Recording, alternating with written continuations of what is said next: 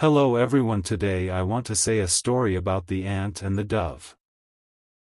Once upon a time, in a quiet forest where sunlight slipped like honey through the leaves, there lived an ant and a dove who were not friends yet, but about to become something better than that. One hot afternoon, an ant named Ammon was walking along the bank of a small stream.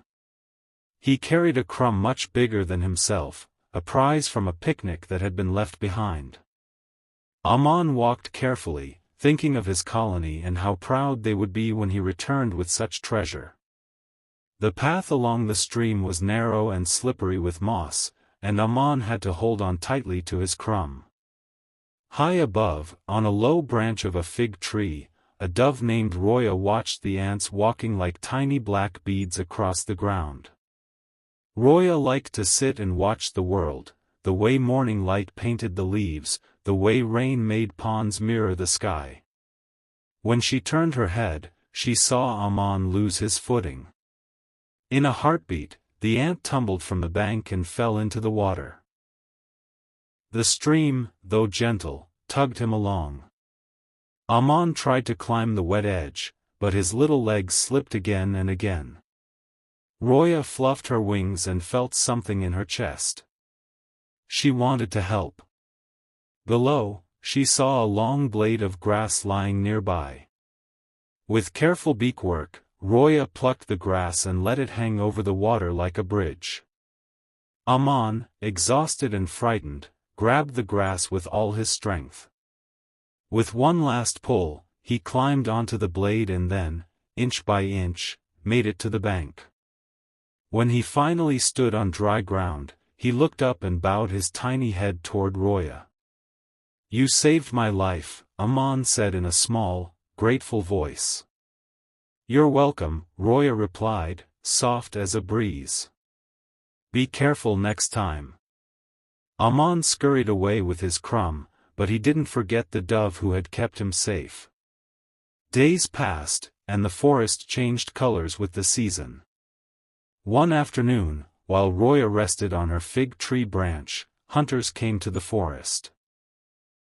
They were unkind men who liked to trap birds.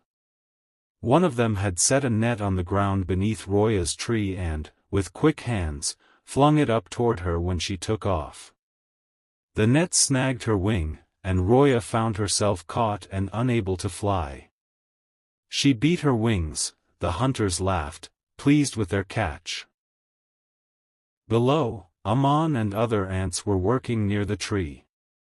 Ammon noticed Roya struggling above and felt his antennae tremble with worry. He wanted to help but was so small. Then he remembered the blade of grass she had used to save him. He thought of the crumb he had carried home and how he had been safe because of the dove. Without thinking of fear or size, Ammon climbed up the tree as high as his legs could go. He reached the hunter's net and, using his sharp little jaws, began to bite through the cords. One bite, 2 bites, more, he worked until the rope became thin and finally snapped. The net loosened, and Roya fell free to the ground. Ammon had no wings and could not lift her, but his courage had made the trap weak enough that Roya could flap, shake, and fly away. She rose into the air, circling above Ammon and the quiet forest. The hunters, surprised and ashamed to see a bird escape through a hole in their net, left quickly. Roya landed on a branch and looked down at Ammon. Her eyes shone like polished stone. "You were brave," she said. "You saved me." Ammon blushed under his shell and said, "You saved me first. Friends help each other." From that day on, Ammon and Roya watched out for one another. When food was scarce, Roya would drop small seeds near the anthill so Ammon's colony could feast. When the sky threatened with storms, Ammon and his family would gather leaves to shelter the tiniest ants, and Roya would warn them with soft calls when the hunters came near.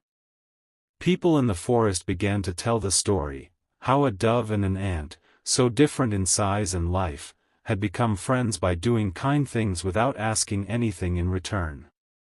The tale traveled across streams and through the grass, and every creature who heard it smiled a little wider. The moral of the story is simple: kindness, no matter how small, is never wasted. Courage and gratitude grow brighter when shared. Whether you have wings that touch the clouds or legs that know the soil, helping someone in need makes the whole forest, and the world, a gentler place.